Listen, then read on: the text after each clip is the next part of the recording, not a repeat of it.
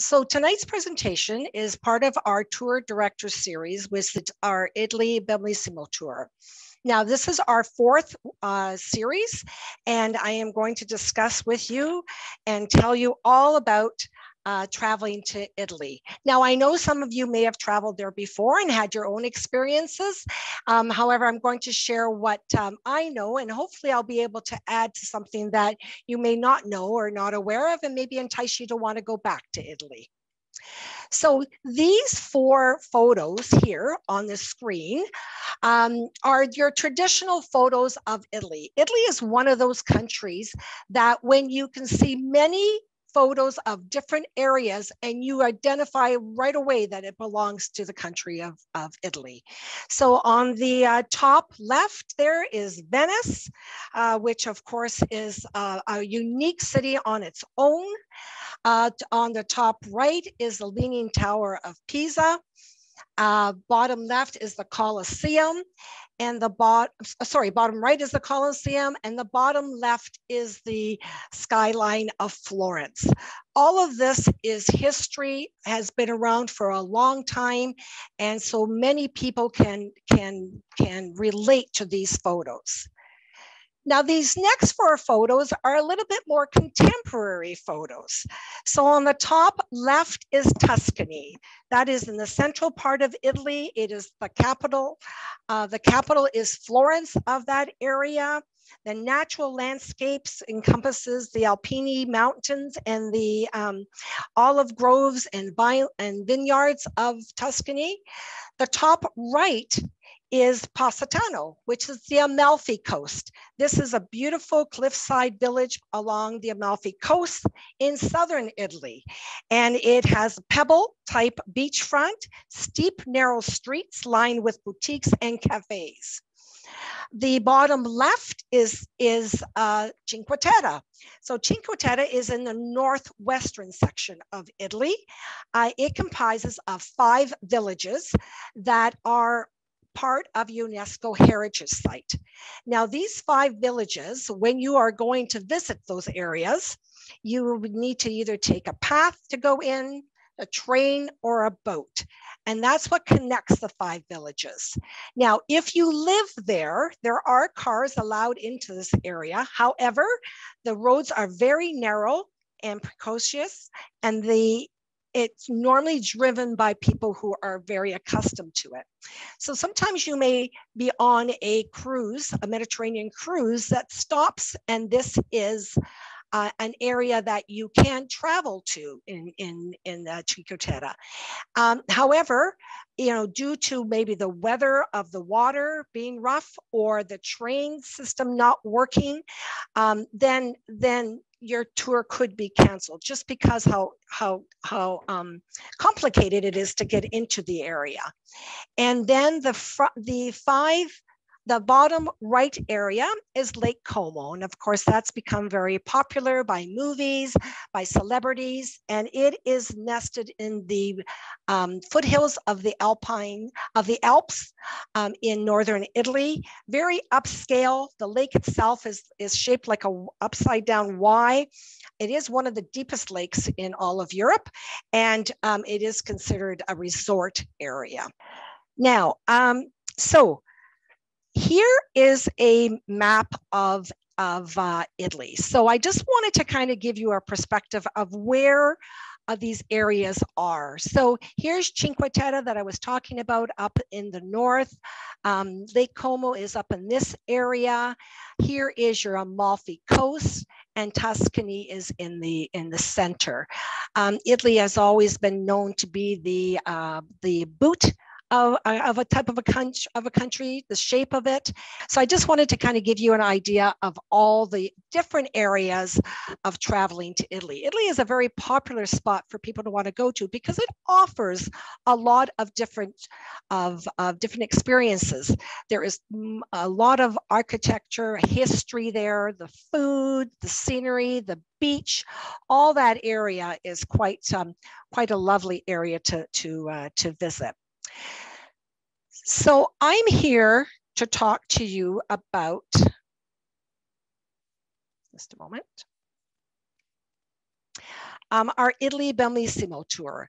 So this tour we have run for the last few years, and it is a really nice introduction or a really nice way to see Italy. And you do get to experience a lot of the different things that I just spoke about. You fly into Rome, you go down south into the Amalfi, Sorrento, Naples area. It allows you to see some of the center part, the Tuscany area, of course, going all the way up to Venice, and then making its way back down to Rome. So this is the tour that I'm going to speak about today and give you some information on on this tour. Now, to visit Italy, the best time of the year, I think, to visit Italy is before the middle of June or after the middle of September. From the middle of June to the middle of September, it's very hot there, and especially if you're traveling to the south coast. And air conditioning is not like we know it here. You could be staying at a hotel where the lobby is air conditioned, but the rooms are not, or vice versa, where the rooms are air conditioned and the lobbies are not. You could be going to restaurants that do not have air conditioning, maybe because they're in the cellars of buildings. So this is just things that you need to think about when you're planning a trip to Italy. Also, August is when a lot of people go on holidays in Europe, and that includes Italy as well. I know one of my favorite restaurants in Rome, I just checked it to see if it was still there with everything that's happened lately, and it's closed the last 2 weeks of August because it's on holidays. So if you're planning to travel there, the attractions, of course, will always be open and the hotels will always be available, but you want to be sure that when you're traveling, that where you're going and what you're seeing is available for you to visit.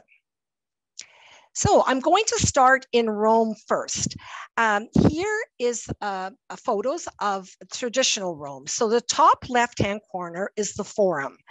It is located next to the Colosseum. It's an area that was in ancient time a marketplace surrounded by very important ancient government buildings. And so it was sort of the hub of Rome. So when you travel to Rome, it still is, the city built around it. So you're able to go in and visit. And you can see from the photos the roads that were in there. And you can travel in there on your own, or you can do it as a tour. Here's your Colosseum on the bottom left, and you really don't understand the size of this building, of the structure, until you are there and actually visit it from the outside. It's gorgeous from the outside. It's also gorgeous from the inside as well. Very popular to visit. So again, you would want to make sure you you book your time in advance so that you have a time to go in. Otherwise, the lineups can be a little bit long to get in there. It is an oval amphitheater, right? The largest amphitheater ever built, and it was completed in 80 AD. The top is Trevi Fountain. So Trevi Fountain is one of the most famous fountains in the world.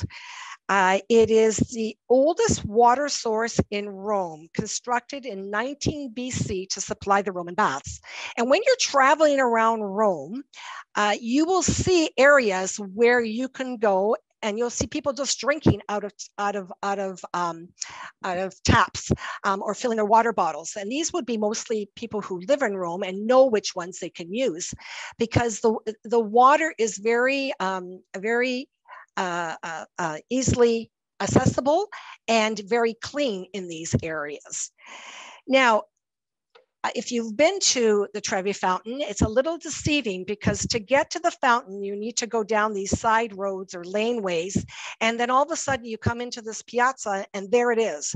Like, you really can't see it from afar. You really need to be able to go down one of these side streets to get to it. And once you're there, it is very busy. So it's very difficult to get a photo of it without other people in your photo. But it is very popular. And it is said that if you take a coin in your right hand and flip it over your shoulder and into the fountain, that someday you will return to Rome. I have done it 5 times and I'm waiting for my 6th visit. So I'm hoping that one day I'll get able to get back. The money that is thrown into the fountain is collected every night. and it is donated to charity, and it has amounted to as much as 1.4 million euros per year. It is illegal to take any coins out of the fountain, so if you are caught, you could be given a stiff fine. Now, the bottom right is the St. Peter's Basilica, and you can see here how large this is. This was completed in 1626. It is part of the Vatican City. The Vatican City is 110 acres of land that is surrounded by the city of Rome. It does not follow any of Rome. Rome has no jurisdiction in this Vatican City. There's about 825 people that live here, and it is a very, very popular attraction. You can see from the little statues that are that outline this area. That is absolutely amazing when you're walking up this into the basilica to see this whole area, how huge and how beautiful and how much time it must have taken when they built the place. Now, when you are visiting the basilica, you need to have your shoulders covered.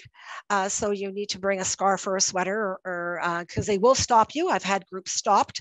If I had a lady who took off her sweater and had to put it back on again. It is very busy. There are lineups to get in. What you do need to check, though, is when the Pope will have Mass said in the Basilica. If he is saying Mass in the Basilica, you're not able to enter. And he does do that on different days of the year. And you want to know that before you plan your day to visit. On the right here, you'll see this is part of the Vatican Museum, where the Sistine Chapel is, and you'll be able to exit if you were to visit the Sistine Chapel, or the Vatican Museum actually, which consists of the Sistine Chapel. You'll be able to exit from that way and work your way back into the Basilica as well. Now, these are other sites that should not be missed when you visit Rome. The top left is the Pantheon, which is a former Roman temple, and since 609 has been a Catholic church. It is free to enter. It is beautiful inside. There is an opening in the center of it that lets the sun and any weather in, but it is definitely worth a visit. The photo on the right is the Spanish Steps. Now, the Spanish Steps were built in 1723. This is a great meeting place because Rome has a lot of small laneways and roads that lead into lots of plazas, what they call piazzas. And so it's very difficult to have a meeting place. The Spanish Steps works really well because it's on a main street just around the corner from the Trevi Fountain. So if you ever want to meet someone somewhere, this is a good place to meet. At one time, you could sit anywhere on the Spanish Steps, and people came and went, and it was beautiful. However, now they do fine you if you sit on the steps, so you won't be able to do that next time you go. The bottom right is the Piazza Venezia, and the only reason I really wanted to tell you about this is because it is so huge. Look in comparison to the buildings that are around it. And in a lot of photos, you will see this monument. It's the monument of Victor Emmanuel II. He was the first king to unify Italy. It is 266 feet high, 443 feet across, and 427 feet deep. So it is a very large monument. It's in Piazza Venezia, which is one of the center areas. There's quite a few roads that lead into Piazza Venezia. One of them actually takes you over to the Colosseum and the Forum. However, it is the central focal point, and it does have a big meaning for Rome. But when you do see it, you'll see how huge this monument is. And the bottom left is Piazza Navona or Navona Plaza. This is a walking area. It's a lovely area to visit some of the architecture. There's all kinds of restaurants and shops and even down the side streets. No vehicles are allowed here, so it's easy to walk around. Again, a very old piazza, but with Baroque type architecture that is very interesting to see, and a pleasant place to spend an evening and to enjoy. Now, this is a map of Rome. I'm sorry that it's not as clear as it could be. I just wanted to kind of give you an idea where all these sites are. Rome is quite a large city, and you can walk it very easily. However, you just want to have an idea, because if if you're staying by the train station, because it tends to be a little bit more affordable, and you wanted to walk over to Piazza, where San Pietro is, where the St. Peter Basilica is, that's about a 7-8 kilometer walk. So then you would have to, either walk back or take a taxi or public transit. But you can see from here where the Colosseum is, where Piazza Venezia, where the Piazza Navona is located, the Pantheon, so the Trevi Fountain. So you have an idea that where it all is. A good idea in Rome is, when you're staying, doesn't matter where you stay, is to pick up the card from the front desk at the hotel and have that in your wallet. A lot of the taxi drivers don't speak English, and sometimes when you're trying to tell them something in English, even though you're saying St. Peter's Basilica, they need to know that that means St. Pietro. So they may not know that. So if you show a card to them where you're staying, then they'll know exactly where to take you back. So this is actually for all of Italy, but it just does help you communicate a little bit better with the local people there. So on this tour, we stay in the Grand Hotel Tiberio, and it is located, because of the traffic in Rome, and especially in that core area where all the sites are. It is important that tourists meet deadlines when they're going to the Colosseum, or when they're going to the Vatican or St. Peter's Basilica. A lot of times they are time ticketed into these places, so they have to make sure that they get there in time, and they don't want to be stuck in any kind of traffic. So in this case, we stay at the hotel, the Grand Hotel Tiberio, which is sort of on the west side of St. Peter's Basilica, or the Vatican, so that in the morning when you leave there to come down to that area, there's very little traffic to have to worry about. It is located in a quieter area. There's a grocery store around the corner. There's a pizzeria, very updated. Just one thing to let you know about hotels, when you order a drink, if you want ice, you have to ask for ice. They don't automatically give you ice like they do here. And a lot of places in Italy, in these types of hotels, don't actually do their own laundry facilities there. I had a lady on one of my tours that some of her clothes got wet because she was out in the rain. And so I took her to the front desk to ask them to run it through a dryer, and they couldn't, because they don't have a dryer on premises. They had to send it out. So these are just things that you can't just, things are different when you're traveling, and there's reasons why, and you find these things out, and it adds to part of your experience. The picture down on the right hand side is kind of, I'm always amazed when I'm in Rome how they park vehicles. Sometimes they double park, and I don't know how they do that, because what happens is the car needs to get out.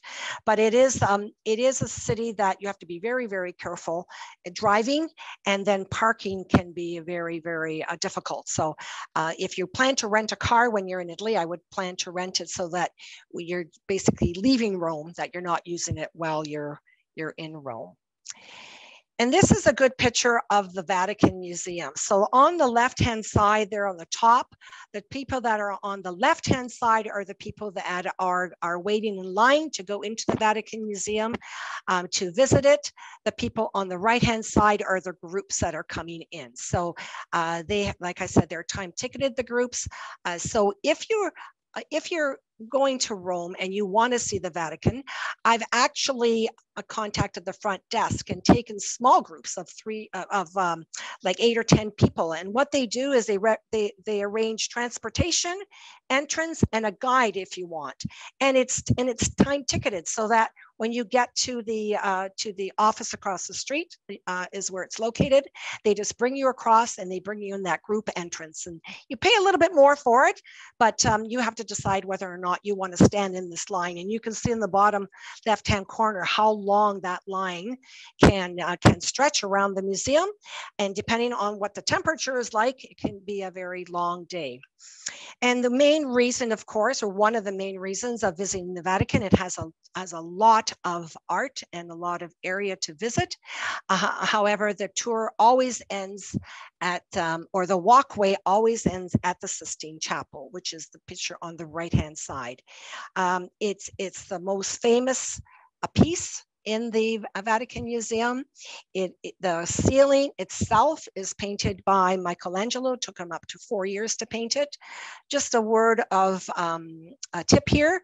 You enter on one end and you exit at the other end. So take all the time you want to move forward. If you try to move back, they have security in the chapel that will try to get you to move forward. So you want to look at it, you want to enjoy it, you want to take it all in.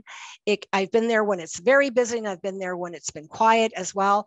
But they really want you to keep moving, and so you really do want to enjoy the chapel. When you come out of that chapel, like I said, that's where you end up coming out beside the basilica, and it's very easy to be able to go into the basilica to visit it as well.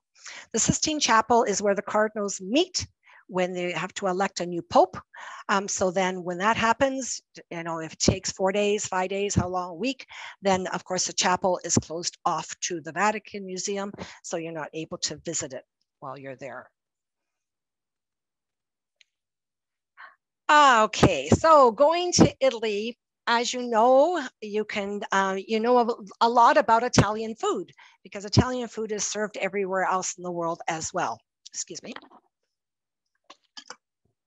So in this photo, you can see some risotto on the top there, right-hand corner. Very, very tasty. A meal in itself, done many different ways. The bottom right is pasta. I'm not sure what they put in their pasta, but it is very light in comparison to what we eat here at home. Very enjoyable and offered many, many different ways. It's interesting how they sell pizza. If you were to go into a pizza parlor or a pizza store to buy some, they actually make it in large slabs and they weigh it. So if you want a small piece, they cut you a small piece, put it on the scale, and you pay for it. And if you want a larger piece, the same idea. And they have different types, all kinds of different types that you can eat there as well. And the top right is your gelato. Gelato is everywhere in Italy. All kinds of flavors, delicious, all kinds of sizes. And, it doesn't matter which gelato store you go to. They all seem to have lineups, very, very tasty. And enjoyable.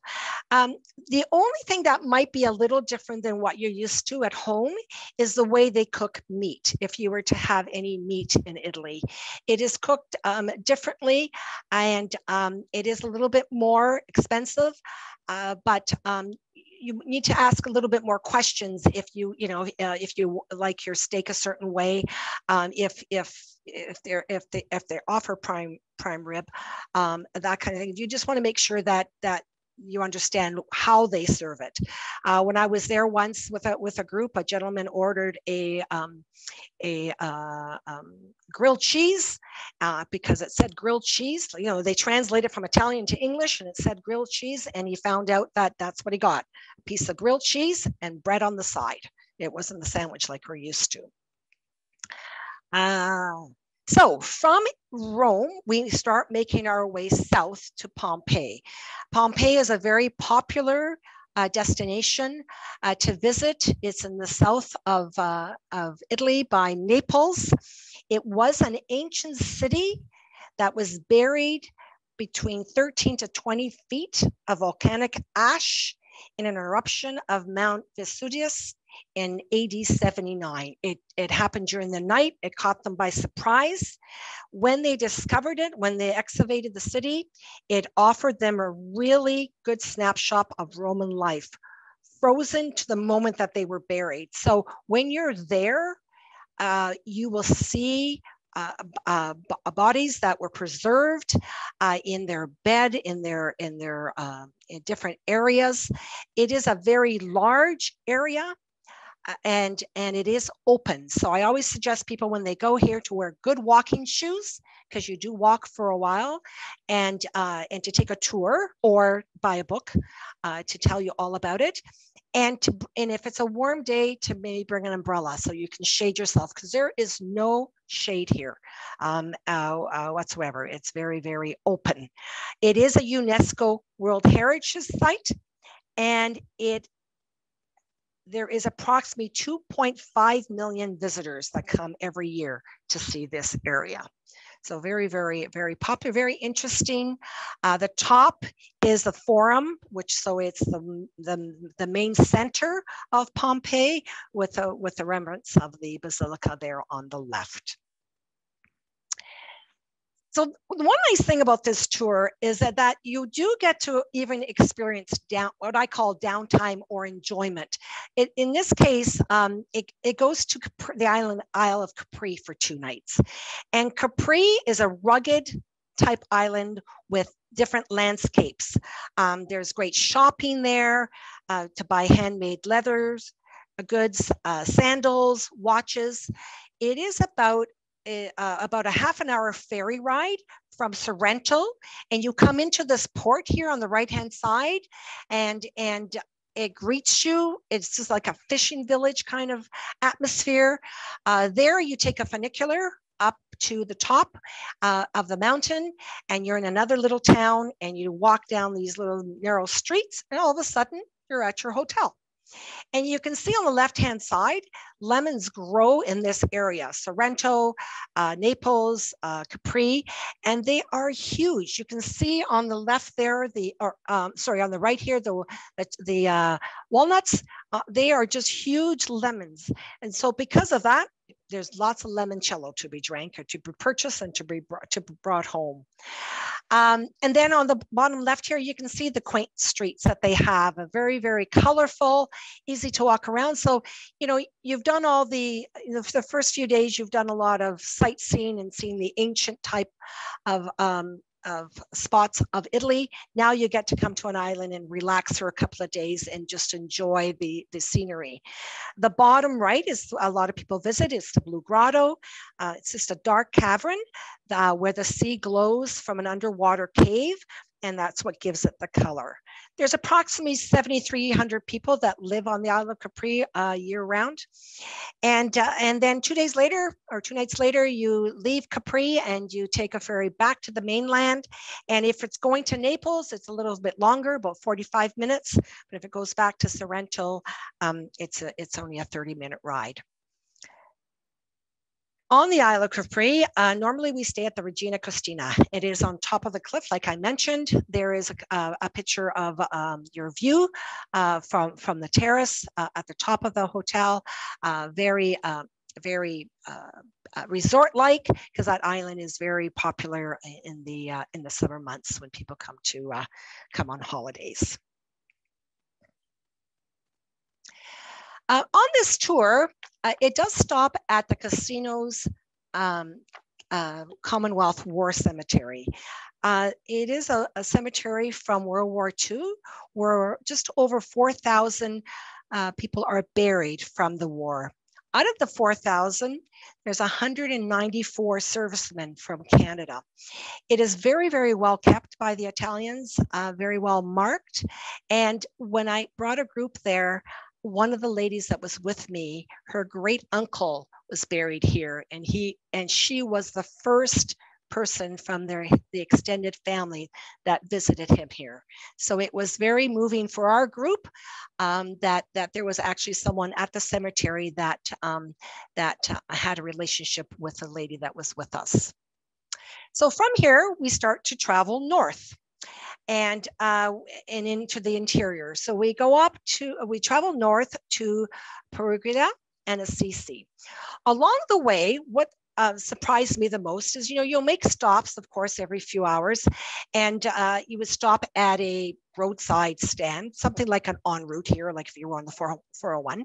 However, I found it so surprising when you do that, because the food that they offered was excellent. The sandwiches or the pastas, very tasty, reasonably priced, very, very, very enjoyable. And of course, they always have gelato at every stop you make. The stop in Perugia, it is the capital of Umbria, which is a region in Italy. And while you're there, you'll visit a traditional hand weaving workshop that uses a 19th century loom, and it's located in a 13th century Franciscan monastery. So it's just a very interesting place to stop and enjoy this town. There wouldn't be very many people that would speak English here, so you get to practice your Italian. The Italian language is more phonetic, so that if you have a card with you or your translator, you'll be able to communicate with the people. And they love to communicate with anyone that visits their city. On the right-hand side is Assisi, which is the town that you'll be staying overnight. And it is a hilltop town with beautiful scenery, and you can see that in that photo. And it is the birthplace of St. Francis of Assisi. While you're here, you will visit the Basilica, which is a 2-level church that was constructed in 1253. And when you stay at your hotel, you actually have a view of part of the city, and it's all illuminated, and it looks just beautiful, absolutely beautiful. The hotel is the Hotel Cenacolo Assisi, and it is a restored Franciscan traditional building. And it allows you to be able to stay in this historical building, yet it follows a Franciscan tradition by keeping it simple. So when you're there, it's very simply decorated, but yet modern and very comfortable. And it's quite large, and you get to walk around and enjoy the hotel as well. So just a different experience again on some of the history of that area. From here, you're going to go north into Venice. So here's your pictures on the right-hand side that you see of Venice. The top one is the Grand Canal, which of course is the wider of all the canals. And the bottom one is your side canals. So it all depends on how wide they are, what type of boat can go through them, because they have to get under these bridges. On the left-hand side gives you a good indication of how large Venice is and how it's set up. So on the left-hand side here is you can take a train into Venice. You can also drive in and park, but that's as far as you can go by train or a car. From there, you are either on a boat or you're walking through the city of Venice. St. Mark's Basilica is down in this area, which is at the end of the Grand Canal, and it's very. When you leave the train, if you were to come in by train and you leave the train station, there are signs that say to St. Mark's. So you just follow those signs and you go down streets, up around bridges, up, down streets again, around the corner, and eventually you make it to St. Mark's. And then if you want to get back to the train station, there's signs that say to the train station. And so you just follow them back. However, the rest of Venice, you're kind of on your own. So if you're trying to find a place in Venice, it can be a little difficult just because of the way it's set up. Now, I've not used a GPS in Venice, so I don't know how accurate it would be for you to be able to actually find your hotel or your restaurant, but it's part of the, the fun of being there is maybe being lost for a little while. So there are many bridges in Venice. So the top left is the Bridge of Sighs. That connects the Dog's Palace to the prison. So anybody that was going to prison, they would have to cross this bridge, which was built in 1600, and they would look out those windows and they would sigh because it would be the last time they would see Venice for a long time. The Rialto Bridge, on the one on the right there, that is one that is in many photos, very distinguishable when you see it. It is one of 4 bridges that span the Grand Canal. So there's not that many bridges that actually go across the Grand Canal. It is a tourist attraction. A lot of people go there, and there's lots of vendors that are on that bridge as well. The bottom left is the small bridges that are everywhere in Venice. And it is so interesting because when you're walking around, you do see people pulling luggage over and up these bridges because they're trying to find their hotel and are just struggling to do that. And it's just the way that the city is built. Like I said, it's part of the fun of being lost in Venice as well. This is St. Mark's Square, where the St. Mark's Cathedral is, a very popular area. If you were to take the water taxis, they have like water buses as well. This is one of the stops that you can get off of. And they have a lot of these restaurants that are set up with these tables and chairs. So, if you were to go to St. Mark's Square, you want to be able to sit there and have a glass of wine, and you might kind of take your breath away with the cost of that glass of wine. But remember that real estate that you're sitting is yours for that time being. And so you're not just paying for the glass of wine, you're paying for the ambiance of where you are. You get the people watch, you get to see what others are doing. You get just to enjoy yourself, to slow down a little bit. And it's just a nice area to enjoy Venice. And you need to maybe just enjoy it. That's all. I just think that's a great place to sit and enjoy. The other thing you need to know that when you're in Italy, if you want to use the washrooms, sometimes there is a cost to use the washrooms.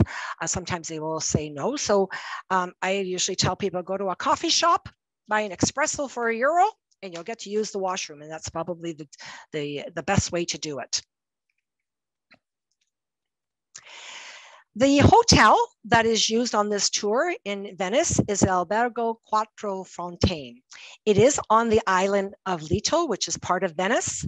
It is an island, it's about 11 kilometers long, and it is the beach island. So it is where you can go and enjoy the beach, walk along it. The Venice Film Festival is held here on this island. The hotel was built somewhere between 1573 and 1575. It is more your kind of home type hotel. All the rooms are decorated differently. They just want you to come and enjoy it. It is connected to other stops by water bus. So if you wanted to take, for example, a water bus from there to St. Mark's, the water buses go every 5 minutes during the day, every 20 minutes at nighttime. It's about a 12-minute ride. So you'll get to actually ride the canal and see the skyline of Venice and be able to take photos. And down at the bottom there is your home away from home. Staff that will greet you and make your stay very comfortable. So again, an opportunity to enjoy a hotel and as well as the area that you're in. So from Venice, we start traveling to the center of south, into the center part of Italy, to the Tuscany area. There on the left-hand side is a picture of Tuscany, with the rolling hills, the vineyards, the olive groves. The picture on the right is Montecatini. That's where the hotel is located in Montecatini, a very quaint type town that's nice to walk around. The bottom photo is the walled area of where the Tower of Pisa is located. It is that whole walled area is a UNESCO heritage site. It consists of the Leaning Tower of Pisa that you see there, as well as the cathedral in the center and the baptistry of St. John on the left. And the whole area is accessible. And there's other religious sites there too. But when you go to visit the Tower of Pisa, you'll be able to visit these places as well. If you want to climb the tower, that's a separate ticket in itself, but you definitely visit this area. If you were to go on your own, just to let you know, there is an area where you park and you get on a trolley, and the trolley takes you up to this area, because the area is a very condensed area around it, so it's not easy to get to. So the trolley allows you easy access in and out. Of course, it drops you off just before the entrance into the walled area, where there are many vendors selling all kinds of souvenirs and crafts. Just be very careful when you get into any crowded areas like that, that you're just careful with pickpockets. You want to be sure that anything you have with you is secure. And if you plan to purchase anything, maybe just have some loose money in one of your pockets so that you're not pulling out your wallet, and hopefully nothing will come of that. From here, the hotel that you stay in Montecatini is the Hotel Minerva Palace. It is right in the heart of Montecatini, and so you're just steps away from the main town where the square is. There is a solarium terrace as well here. You spend 2 nights here.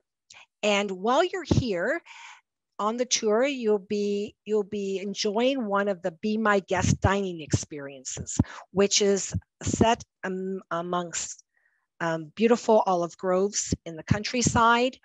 And so you're not going to be spending time in Montecatini. But the second night, you have your time in town, that you can enjoy the area, or they offer a second alternative that you can go out to another home out in the country, where there will be like a vineyard and music playing, and so that you can enjoy the Tuscan area from there.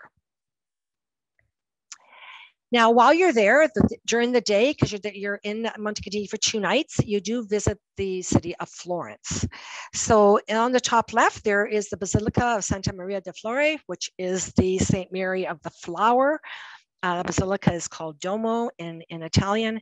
The beauty of this Duomo is really on the outside of the Basilica. It's lovely inside as well, but the outside is spectacular.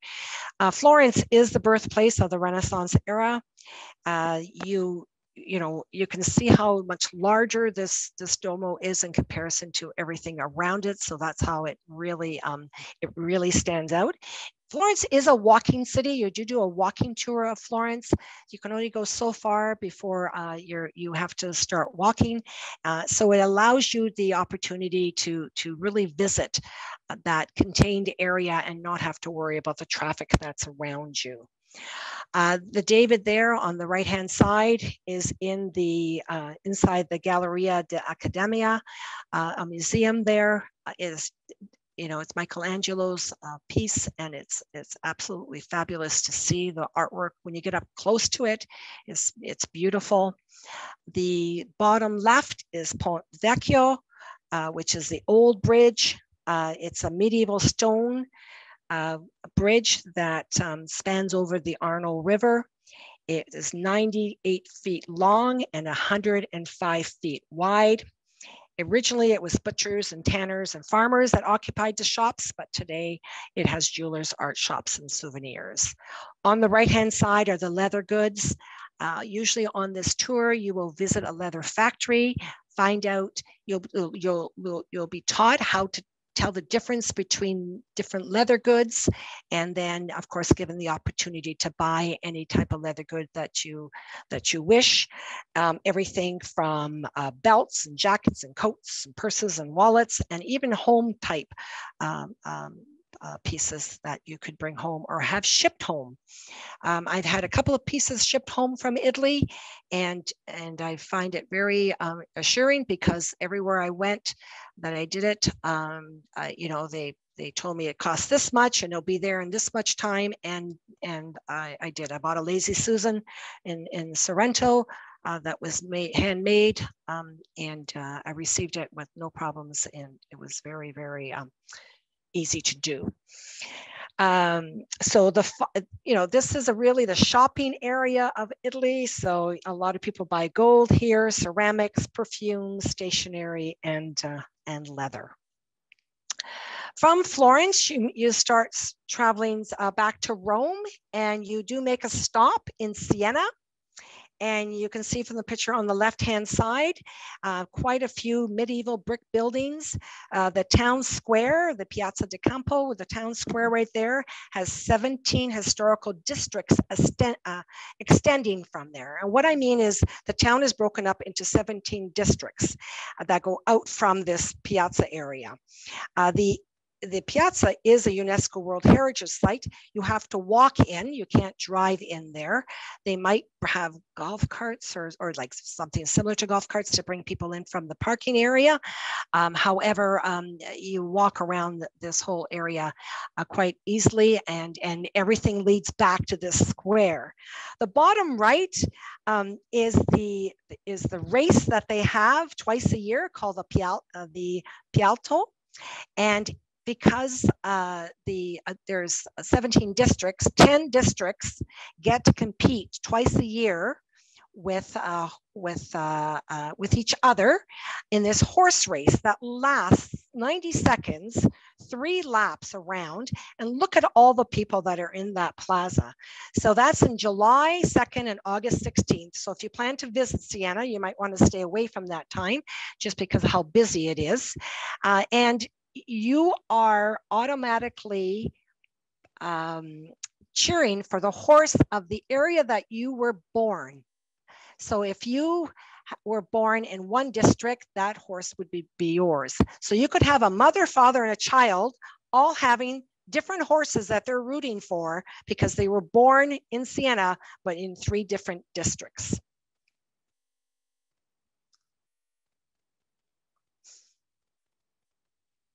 So this is the map I started with. I just wanted to kind of go over that. This is the areas that we travel to. This is a nice tour if you've only been to Italy maybe once, or you'd like to go and see what it has to offer. Of course, south of Naples, you can get into Calabria and into Sicily, which has you know, food of and cultures of their own tied into Italy. In the north part, there is Lake Como and Cinque Terre. That is another area, but you can always go back, right? So this gives you an idea what all these different areas are like, and you know what becomes your favorite or what you end up enjoying with Italy. So it just it's a lovely tour to be able to enjoy Italy when you come back. So this is the conclusion of our tour director series. We held 3 others. One was the Quebec Fairmount Moments. This is a tour that we offer in October, and you stay at Fairmount Hotels in Quebec. So it's the one, the Queen Elizabeth in Montreal, and the Chateau Frontenac in Quebec City, and the Chateau Tremblant. We also had our New Orleans tour director series, spending 4 nights in New Orleans, 5 days. Our Newfoundland Labrador, Newfoundland Labrador, and our last one, our Italy and Italy Bellissimo tour. So we do have some upcoming presentations that you may be interested in. We have a Rhine River Cruise presentation on this Thursday coming. You can still sign up for.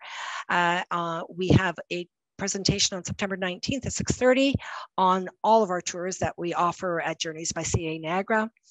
We also have one on the Danube River Cruise, and the Alaska and Yukon Cruise Tour is in October. 3 of these events are already listed on our events page on our website. The Alaska Yukon will be listed shortly. However, the other 3 you can definitely sign up for. So I want to thank you very much, Grazie, for joining me tonight on this journey of Italy.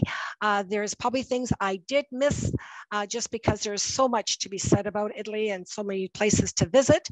But hopefully, you have an opportunity to go to visit and enjoy this, this beautiful country.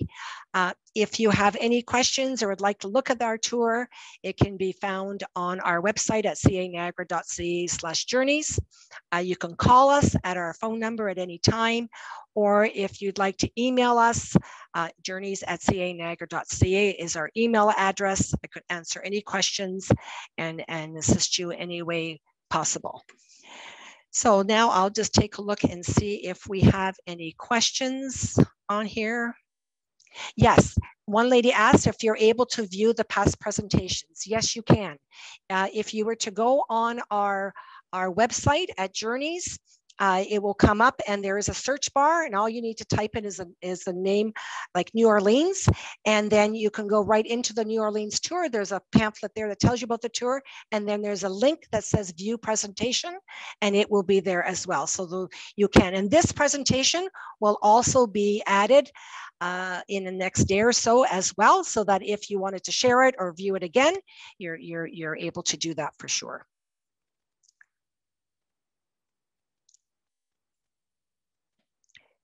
All right, just want to see if we have any other questions. Okay, one lady asked about traveling through Italy with the COVID environment. Any practical advices? Well, I off the top of my head, I cannot tell you, only because we've gotten in a habit of looking it up each time because things are changing so much. Our travel agents can definitely provide you information up to date on what it's like to travel through Italy and COVID. And it was really interesting. We a couple of weeks ago, we got a notification from Air Canada. You know, the Air Canada did operate flights to Europe during this time, and ones that they did not cancel, like Frankfurt and London. And then now they're bringing back other flights, and Rome was one of the ones that they brought back first, which was very interesting. Why they chose that one, I don't know, but I know that our travel agents can definitely help you with that. So if you wanted to email me at journeys@CA Niagara, I can definitely let our travel agent, I can forward it to one of our travel agents, and they can definitely answer that questions. How many days is the tour? So the tour leaves here on September 30th and returns on October the 11th. So it's 11 nights. So it is considered, 12 days because you leave one day and return, but it leaves on September 30th and returns on October 11th. On our website is the pamphlet with the day-by-day itinerary, all the inclusions and the pricing on it as well. Thank you very much, everyone. Thank you so much for coming this evening virtually to spend some time with us. I hope you have a lovely evening, and I hope that one day that you'll be able to visit this beautiful country of Italy. Thank you, everyone. Good night.